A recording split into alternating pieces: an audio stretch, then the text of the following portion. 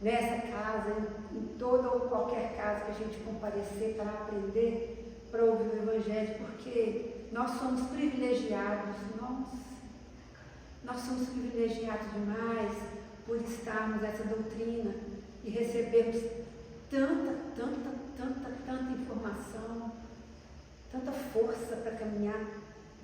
E eu falo uma coisa com vocês, eu conheci a doutrina espírita,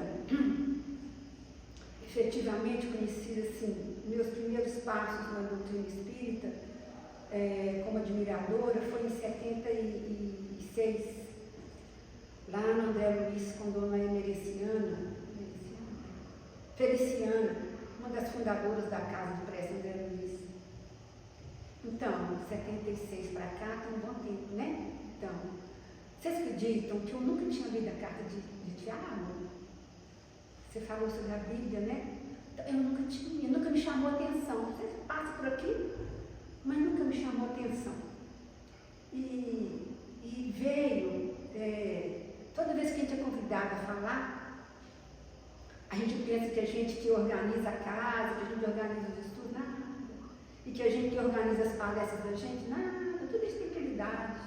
Então, essas 3 últimas semanas eu tenho passado por momentos assim, de turbulência, e vira e mexe, a gente cai, né, nas turbulências, no mar revolto da vida, e vem de lá uma passagem, até então para mim não conhecida, não que ela fosse desconhecida, mas ela não era conhecida. E eu falei, pois é, vamos falar sobre ela nesse momento que eu estou aqui precisando de segui-la. Então, gente, olha só, vamos contextualizar como eu, esse tempo todo, conhecendo a doutrina espírita, fui ler, dar atenção à carta de Tiago. Agora, são várias as cartas que foram escritas, várias, não me parece, foram 5 cartas que foram escritas, além das de Paulo, João, carta de Judas Tadeu, esse menino, o Tiago, e me parece que outro. Aí, para os estudiosos, para os pesquisadores do Evangelho, eles não identificam que Tiago é esse, porque nós tivemos, até eu anotei, nós tivemos 5 Tiagos, quer ver?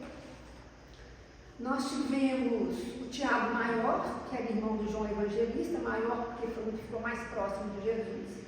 Tivemos o Tiago menor, filho de Alfeu, também, né, um dos 12, esses 2 que estavam com Jesus. Tiago, suposto irmão de Jesus, e só os pesquisadores, tá, gente? Quando eu li a carta, eu fui pesquisar sobre ela. E tivemos também o Tiago, pai do apóstolo Judas Tadeu. Então, são 4 Tiagos. Então, essa autoria, e tem também a pseudoepigrafia, ou seja, alguém escreveu essa carta usando o nome de Tiago, mas não era o Tiago. Isso era muito comum naquela época, porque não é como hoje, que tem que estar identificado quem é que é o autor, né?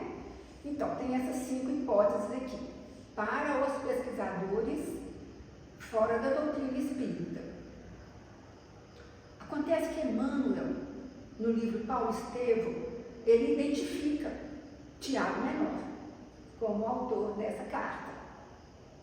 E ratificando Emmanuel, nós temos a ajuda aqui, eu trouxe, a ajuda de Humberto de Campos, nesse livro aqui, ó, Pontos e Pontos, no capítulo, se não me engano, 35, nas palavras do caminho, ele nos conta um caso de Tiago menor, relativo a essa carta. Eu não vou ler não, só vou resumir aqui. Ele fala que Tiago, o velho apóstolo, ele permaneceu em Belém, Jerusalém. Quando ele estava ali na Betânia, junto com Matias foi o que substituiu Judas Iscariote. Os 2 foram conversando, olhando o pomar. Ele está trabalhando no pomar, caminhando contra o vento, os 2 conversando.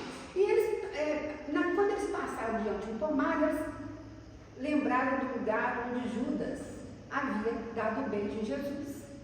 E então suscitaram na memória a figura de Judas e começaram a falar de Judas, a malhar Judas. Então que malha Judas, eu não vou entrar no contexto aqui do que ele estava falando, não falando de Judas o tempo todo, criticando,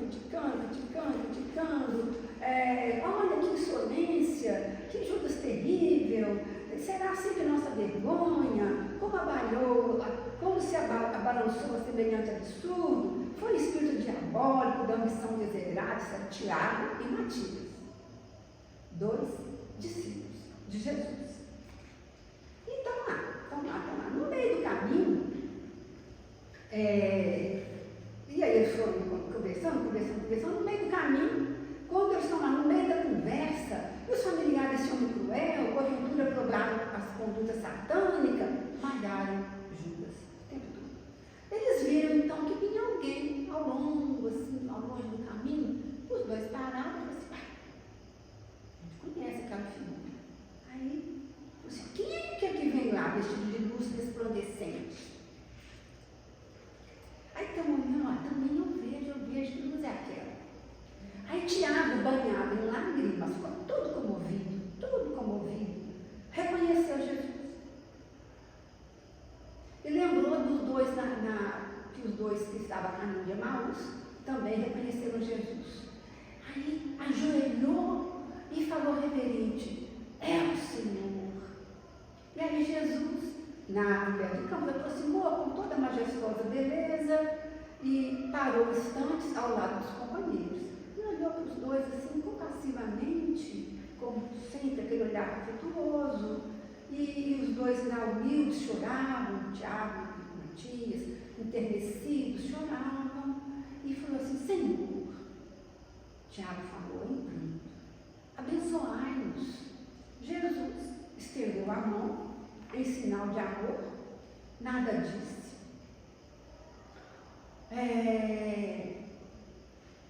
E então Tiago falou para ele assim, Senhor, podemos voltar para Jerusalém a fim de receber a vossa vontade e cumpri-la? Aí Jesus respondeu, não, Tiago, não vou agora à cidade. Sigo em missão de auxílio a Judas.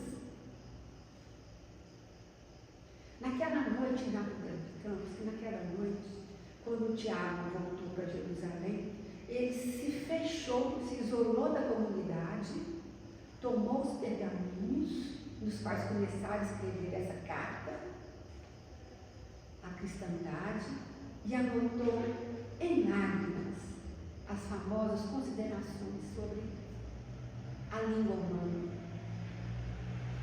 Então, nesse sentir, depois dessa lição viva que o Tiago recebeu, ele retornou e foi escrever aqui, acabar de escrever essa carta. Essa carta, ela tem 5 capítulos e 108 versículos. Narra Humberto de Campos que ele, então, depois de ter passado por aquela experiência com Jesus, ele escreveu o capítulo 3, que o título dele é A Língua. Não é sobre ele que nós vamos falar. Então, aqui ele fala para a gente cuidar daquilo que a gente fala, porque é muito bonito. Gente, essa carta é muito pequena, leiam, e é uma aula para a gente. Antes de seguir aqui, ela é dirigida, ela é uma das cartas universais, que antigamente era chamada cartas católicas, o termo católica universal, que depois foi utilizado pela igreja, né, como coisa religioso, mas ela foi escrita às 12 tribos das diásporas, da dispersão. Então foi escrita para o mundo, para o povo que estava disperso, para todos. Ele escreveu, o Paulo escreveu a Hebreus, escreveu aos Coríntios, né? Então a Timóteo, mas essa aqui é escrita para o povo que estava disperso aos mundos. Não é assim, essa é para os judeus. E aqui, no capítulo 4, ele tem cada capítulo aqui na Bíblia Peregrino, eles escrevem muito bem. Capítulo 1, paciência e sensatez. Capítulo 2, parcialidade. Depois aqui, dentro do capítulo 2, ele fala sobre a fé sem obras. Aquela velha jargão, aconselhamento que nós conhecemos, que a fé sem obras é morta por si, né? Por si só.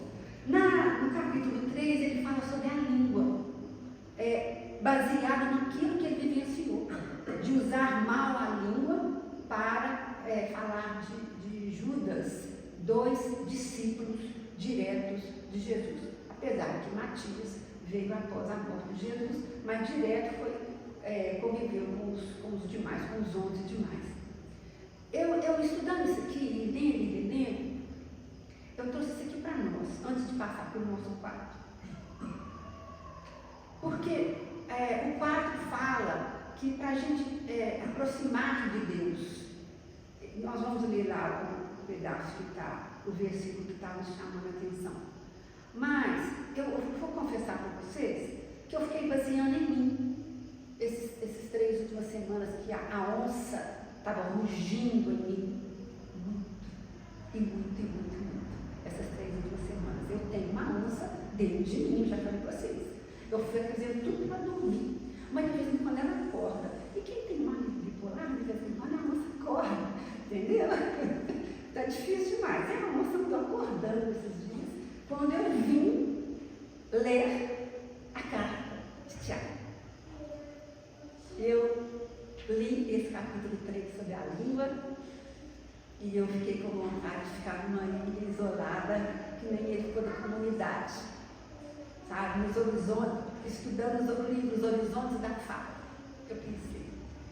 Então Tiago aqui, nesse capítulo 3, ele nos incita, nos convida, ele aconselha a nós aprendermos a utilizar a nossa fala. André Luiz, no livro Evolução dos Mundos, quando ele vai descrever a criação, o trabalho que os espíritos cientistas crísticos tiveram para elaborar todo o nosso mecanismo da fala e os testes milenares que foram feitos com os animais, com os papagaios, com as aves, com os cachorros. Então, tudo aquele som que eles emitem foram os testes, os estudos para chegar à nosso aparelho de fonação, né, que fala, perfeito como nós temos. É muito interessante lá no livro Evolução dos Dois Mundos. Então, depois desse capítulo, a língua, ele chega no capítulo 4, que é o nosso. Nós ficamos no capítulo 4, versículo 1, versículo 8, tá? E ele aqui no capítulo 4, ele fala sobre discórdia. Outra carapuça entrou até no pé. Então ele começa assim: de onde nascem as brigas e contendas, senão de vosso afã de prazeres, que batalha em vossos membros? É aquilo que Zé Roberto e eu falamos, né? A gente fica brigando, o que é melhor, ter paz ou razão? E nós muitas vezes abandonamos a paz para lutar pela nossa razão, do nosso ponto de vista, para que o nosso ponto de vista prevaleça. Não é isso? Aí, por que eu trouxe aqui a passagem aqui do nosso companheiro irmão X? É só para nós ficarmos um pouco tranquilos que se os dois lá que conviviam diretamente com Jesus, ou logo após, ou direto com os 11, tiveram aquela recaída, nós ainda estamos, né, aprendendo a nos manter mais em pé. E eu confesso a vocês que às vezes eu meio que desisto. Acho que foi o que eu falei, mas eu meio que desisto. Foi a palestrante hoje que eu estava ouvindo. Depois eu leio o nome dela, porque ela teve aqui do meu povo domingo de manhã. Ela falou assim: de vez em quando eu desisto de mim, porque eu vejo que eu tento dar um passo e não consigo, porque eu dou um passo para frente, 3 ou 5 para trás. Somos todos nós. Não podemos desistir. Então, muitas vezes, dentro dessa questão da discórdia, nós passamos Cobiçais e não tendes. Nós queremos que o outro tenha, nós queremos que está distante de nós e não alcançamos. Brigais e lutais e não obtendes. É cobiçais e não conseguis. Brigais e lutais e não obtendes. Por que não pedis? Ele começa assim. Ou, se pedis, não conseguis, porque pedis mal.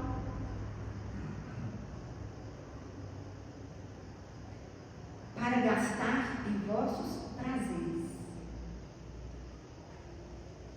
Ele fala assim, adúlteros.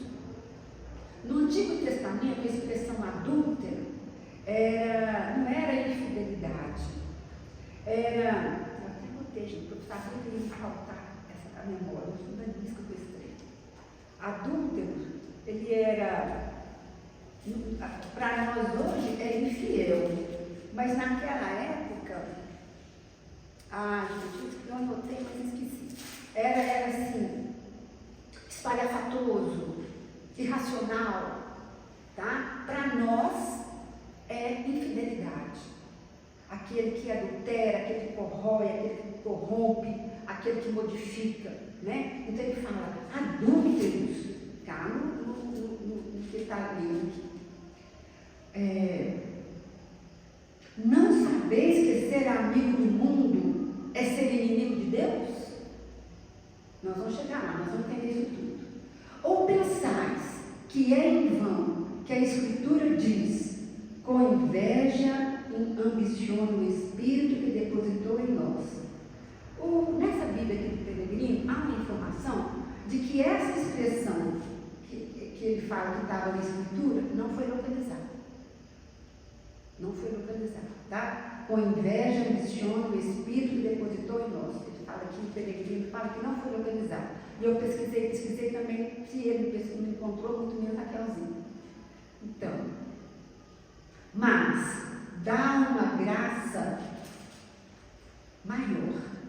Por isso diz, Deus resiste aos soberbos e dá sua graça aos humildes.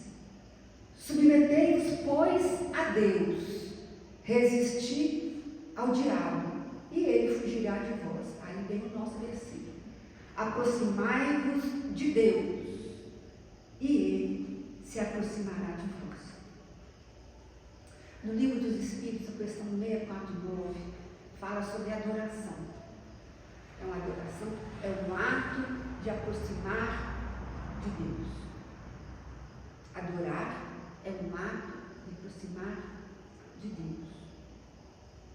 Aí nós acostumamos, ao longo da nossa existência, principalmente nós que já fomos católicos, nós acreditávamos que aproximar de Deus era com aquele véu que a vovó Maria punha, aquele véuzinho, ela punha uma fita azul como serva de Maria, filha de Maria, e ia para a igreja. Então a gente acreditava que aproximar de Deus, adorar a Deus, era ficar só rezando, rezando e rezando. Eu acho que eu já mencionei aqui. Nós estamos planejando, acabamos de hoje, nós temos a reunião toda quarta-feira. Hoje nós encerramos os temas para o encontro de Evangelho no período de Carnaval, que acontece todo ano lá na capela. E quando nós iniciamos o estudo, na primeira quarta-feira após a quarta-feira de cinzas, e localizamos o tema, então nós jogamos, acho que eu mencionei isso aqui, não alguma casa que eu falei, eu mencionei. Nós localizamos o tema, nas pegadas do mestre. Aí nós fomos pesquisar. Como é que você segue o mestre? Como é que você fica nas pegadas do mestre? Aí nós fomos pesquisar, cada um pesquisou o seu. A primeira coisa que veio, o que é seguir Jesus, como é estar no caminho de Jesus, a primeira coisa que veio foi oração, ficar em oração.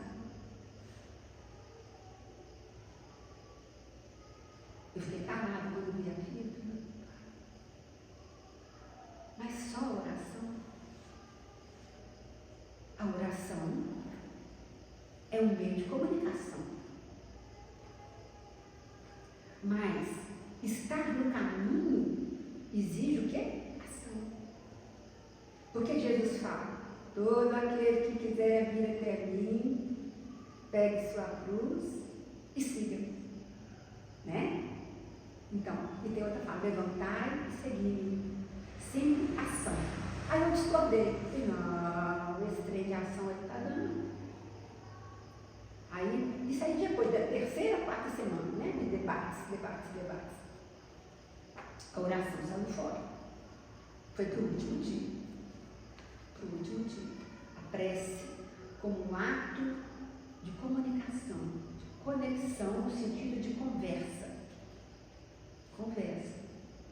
Aqui, quando ele fala, para nós conversarmos com Deus, nós temos que aproximar dele e afastar a expressão que usa aqui, diabo, que tem outro sentido que nós temos também, né? Que é afastar da sombra, afastar do negativo.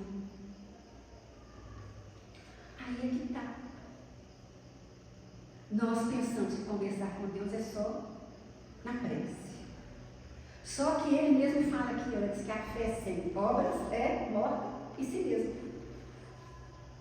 Então, como o nosso tempo não é muito longo, o que eu fiz? Eu localizei aqui Emmanuel do Socorro. Conversa hoje, a Maíse Braga, que é a que eu estava ouvindo antes de vir para cá, a Maíse Braga contando que a Maria Dolores, vocês conhecem a Maria Dolores, é aquele espírito que ditava poesias lindas para Chico Xavier. Que a Maria Dolores, quando ela desencarnou, diz que ela foi uma pessoa encarnada, muito batalhadora, muito dedicada, tem uma vida muito especial, que eu falei até que eu vou pesquisar. Que quando a Maria Dolores chegou no plano espiritual, foi questionado a ela o quanto ela amou. Quanto você amou? Aproveitando a sua última encarnação. E que me parece que foi Ivone, Dona Aurora, alguma outra pessoa que desencarnou, que eu não me lembro o nome, aos 90 anos, totalmente dedicada à doutrina espírita, que ela desencarnou e quando chegou no plano espiritual, perguntaram para ela, uma vida toda entregue para o bem, para a assistência social, para a ajuda aos pobres, para o trabalho na casa espírita, passista, ensinou muito passe, tudo mais, chegou no plano espiritual e falou assim, como é que você utilizou seu corpo? Era 90 anos de idade.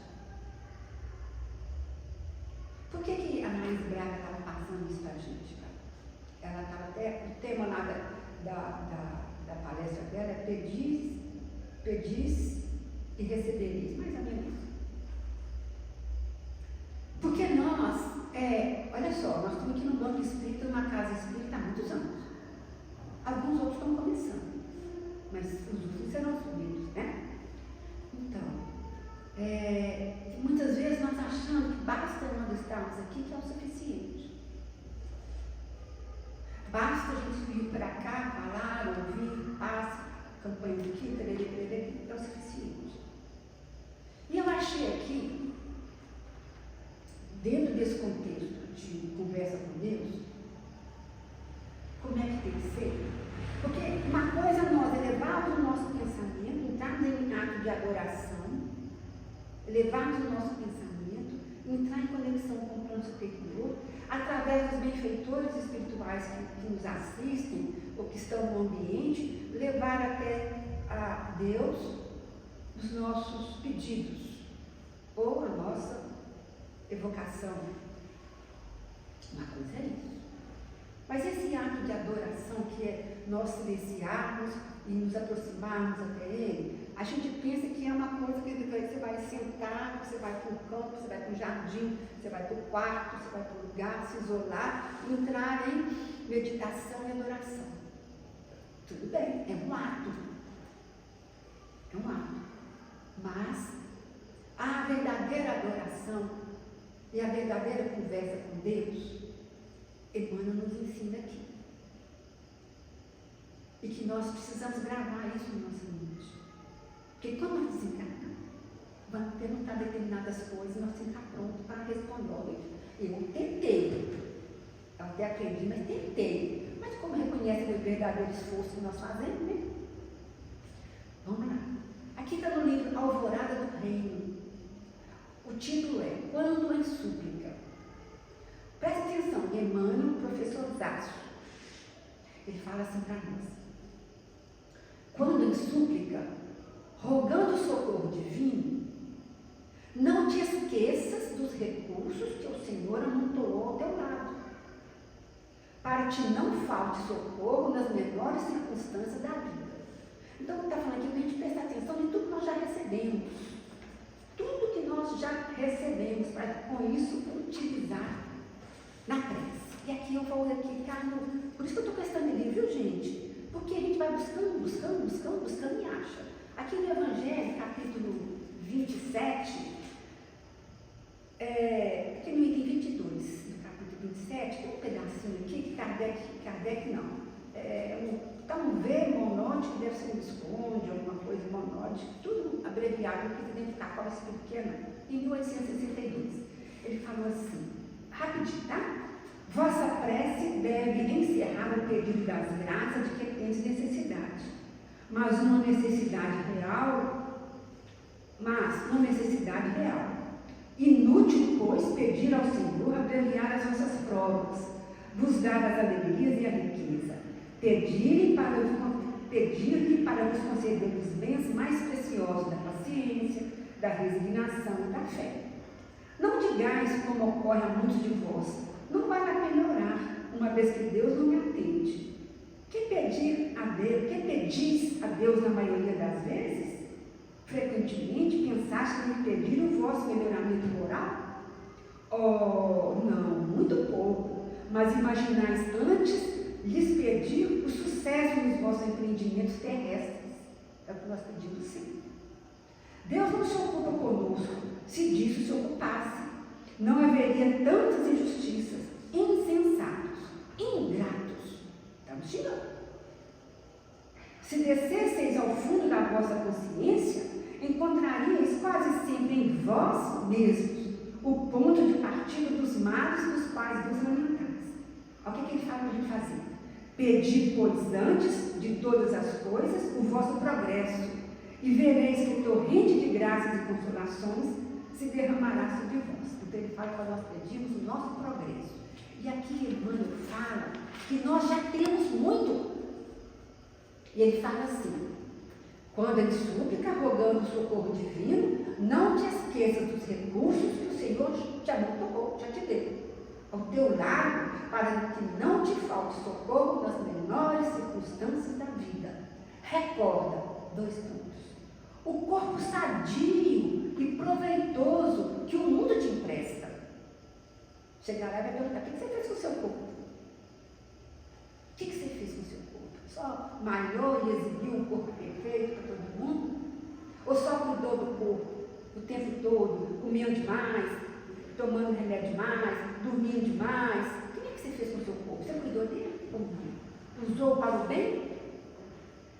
Recorda o lar acolhedor em que te refugias, a devoção e o carinho dos que te cercam, o trabalho que te abrilhanta o roteiro, os elementos de que dispõe em teu próprio benefício, os dons da saúde e da inteligência, do serviço e do amor que te enriquecem a alma, a visão clara, o ouvido percussiente, o ouvido que pode captar tudo, as mãos hábeis e o tesouro das afeições. O que ele está falando para nós? Tudo isso nós recebemos. Lar, corpo, família. Além do lar, a casa, porque nem toda casa é lar. E nem todo lar é casa, tem muitas pessoas que têm no meio da rua, não tem nada, uma boa, se sente feliz e faz daquele espaço um espaço santo. O nosso olhar, como é em que e como nós estamos usando os nossos olhos para criticar, para ver só o mal, para ver só o lado negativo da vida. Vocês lembram quando eu falei que a mamãe falava, Raquel, o dia que você estiver na rua, você só vê gente feia, você só vê coisa feia, a feiura está dentro de você. Você lembra quando eu falo esquecer? Mamãe era danisca, Marisa conhecia. Mamãe era danisca com essas coisas. Raquel, o dia que você estiver ouvindo, deturpando tudo que você ouve, Raquel, a deturpação está dentro da sua cabeça. Então nós temos que aprender a usar as bênçãos que Deus nos deu, essas mãos. Como é que nós estamos usando as nossas mãos? Lembra do livro Memória do Suicida? Que ele gritava mais sobre a gritava, eu matei a menina.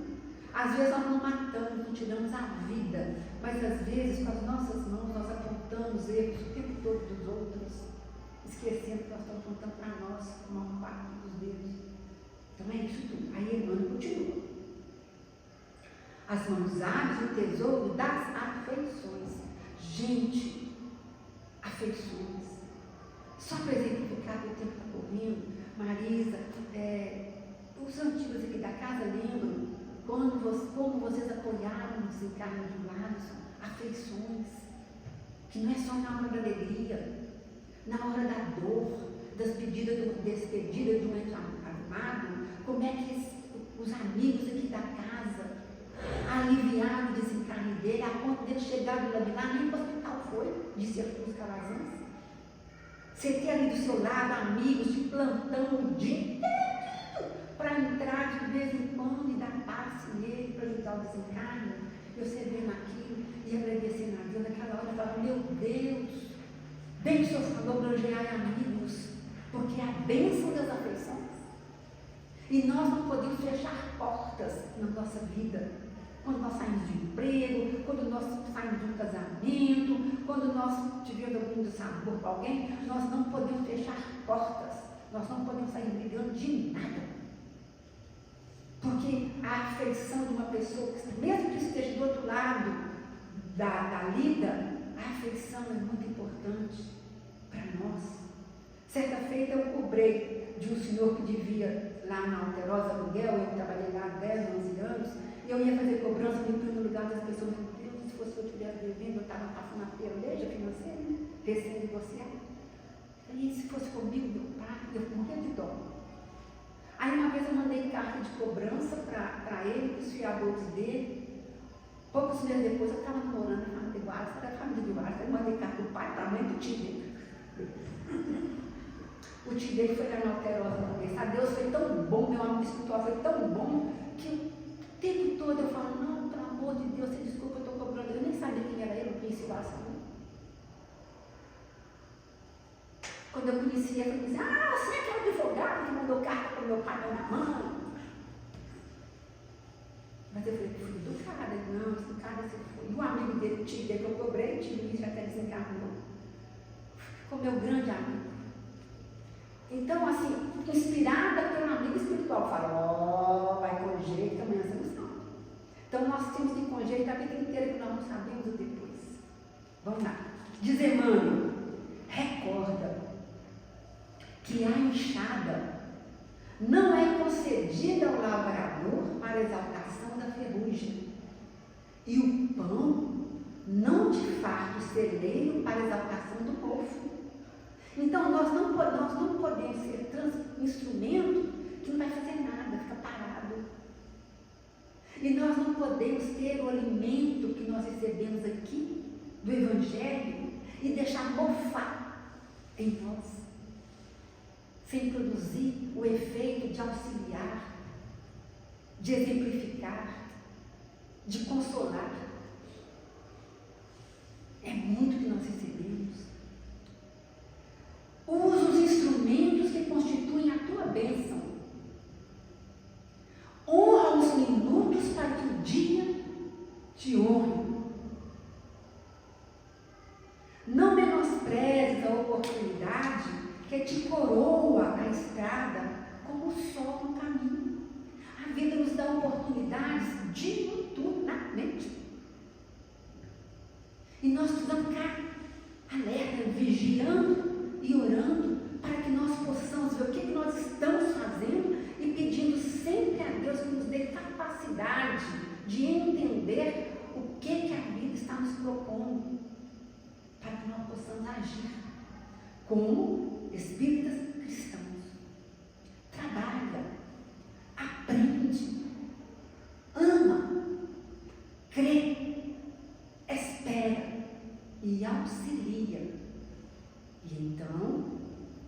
pedindo, conversando com Deus e estará próximo dele. Receberás, porque atendendo aos interesses do Senhor, junto do próximo, o Senhor atenderá aos teus próximos interesses junto de ti. Lá na carta, Tiago alerta ao povo judeu, às 12 tribos, que eles tinham que deixar os interesses pessoais. Eles estavam pedindo, como muitos hoje em dia pedem, carro, casa, emprego, casamento, até filho, dinheiro, bens materiais. Pedem bênçãos materiais, bênçãos essas que podem ser e serão com certeza apenas resultado do nosso esforço, porque nós já recebemos tudo para conseguir isso, para trabalhar e ter isso. Todos os bens materiais, todos os nossos interesses materiais, eles podem ser alcançados, sim, muitas vezes são necessários e merecidos, mas eles podem ser alcançados pelo nosso esforço, e não que Deus vai mandar para nós. O que nos interessa é pedir hoje eu não peço paciência não, eu estou cansada, não peço não sou louca. Eu só falo assim, eu tenho capacidade de ser paciente, então a infinita sabedoria que habita em mim me dá paciência. Eu lá vou pedir paciência para Deus? Não, só vai ter situação que eu vou cair, eu não vou dar conta. Nesse mundo corrido, nossa. Então, não, a infinita sabedoria que habita em mim vai me dar paciência nos momentos que eu preciso dela. Tem que falhar, mas é porque eu não estou muito ligada à minha infinita sabedoria. Então, quando eu desligo do Deus que está em mim, eu caio. Aí eu não me aproximo de Deus. Aí eu me afasto de Deus. Como é que eu vou conversar com Ele longe, distante, se eu estou em desequilíbrio? Então a gente tem que pedir força, fé, coragem, alegria. Vocês lembram quando o Lotto quase morreu encontrado câncer? Vocês lembram? Pior do que ver ele desencarnar pior do que o câncer que eu peguei foi ver ele embora. É uma dor insuportável, a maior dor que eu senti, muito maior que enterrar minha filha, a Maria Isabel, com 17 dias, né? Que pequenininha, né? Então a gente sofre demais. Mas você enterrar um hambúrguer daquele, um maridão, olha que tristeza. Um super marido, super pai, super filho, super irmão, super pessoa. Não é porque morreu, não. Ele era um homem de bem. Então, a dor que eu atravessei com ele foi muito forte. Então, quando veio o câncer no meu corpo, o que eu falei com Deus? Por favor, eu só preciso de alegria, força e coragem. Se o Senhor me der isso, o resto o Senhor deixa comigo. E falei com o médico, não tem que morrer não, eu não quero nem fazer cômputo. Acho que foi mais fácil para Deus do que para o médico. Mas eu fiz a quimioterapia sem fazer com cômputo. Por quê? Porque eu pedi a Deus força, fé e coragem. E muita alegria. Muita alegria. São bênçãos que Deus nos dá quando nós pedimos com um verdadeiro sentimento. Essa é a conversa com Deus. Mas adiantava eu pedir a Deus força, fé, coragem, alegria, coragem? Adiantava não. Antes disso, eu, com a ajuda do meu amigo espiritual, abençoei a mama. Na noite anterior, a que ela ia ser tirada, agradeci a ela por ter enfeitado meu corpo, amamentado meus filhos, e pedi aos bons espíritos que usassem aquele estudo que seria feito nela para localizar melhores remédios, para tratar outras mulheres que não precisariam tirar a mama toda. Então, Raquel, Raquel, que bom, cabeça dela. Não, meu amigo espiritual aproximou de mim e viu a minha vontade de passar por aqui numa boa, apesar de todo o sofrimento que é, né? Mas você passar ali sabendo, não, está tranquilo. E inspirou. Então, isso é conversar com Deus. É como ele falou, aproxima dele e afasta do diabo. É isso que ele nos falou. Aproxima dele. Para aproximar dele, nós temos que estar realmente com o vaso limpo na maior possibilidade nossa. Não é um vaso super puro que nós não vamos conseguir, mas um vaso pelo menos limpo de ideias negativas, para que realmente haja essa aproximação. E Emmanuel continua, para nós encerrarmos. Se aceitaste o Evangelho, se aceitaste o Evangelho por abençoado roteiro de aperfeiçoamento e nós não aceitamos, tem alguém aqui que não aceitou? Nós aceitamos. Se aceitaste o Evangelho por verdadeiro roteiro, abençoado roteiro de aperfeiçoamento, não te esqueças da representação que nos cabe em toda parte. Então nós não podemos esquecer que se nós aceitamos o Evangelho como bênção de aprimoramento, nós temos que vivenciá-lo e principalmente exemplificar. Porque falo isso sempre. A Magda lá do seu jardim falou, eu guardei espetáculo do Evangelho. Muitas vezes nós somos o único Evangelho que muitas pessoas conhecem. Isso é aproximar de Deus. Isso é conversar com Deus. No nosso dia a dia, se nós estamos cozinhando, se nós estamos lavando, se nós estamos varrendo, se nós estamos caminhando na rua, se nós estamos no trabalho do escritório, se nós estamos no trabalho da siderúrgica, se nós estamos fazendo qualquer coisa com o pensamento no bem, nós estamos conversando com Deus. Que Jesus, então, nos abençoe e nos ampare sempre.